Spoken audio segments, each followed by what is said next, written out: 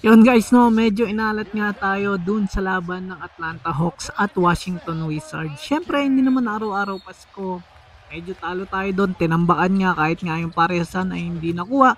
Kahit yata yung plus nung halftime hindi nakuha ng Atlanta Hawks. So eto, dadagdag tayo ng isang bet ngayong araw. Sana naman medyo pala rin sa second bet natin, no. Kinuha nga natin tong Los Angeles Clippers. Ang kalaban nga nila ngayon taga LA din, which is yung Lakers ni LeBron James at ni Luka Doncic. So, nag plus 6.5 nga tayo rito. Sabi ko nga sana pala rin kasi hindi naman natin kontrolado yung mga mangyayari sa laban.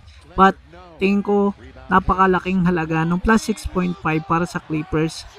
Malay nyo, pwede silang manalo or pwede ding matalo. Basta pumasok yung plus, ayos na sa atin yan. Ayos na kay Boy Bira yan. Kasi may plus 6.5 na pumasok. Okay na, okay na. Kung di naman, ganun talaga ang sugal. Bawi tayo bukas. Marami pa naman laban. So hanggang dito na lang. Medyo late na rin kasi dito sa amin.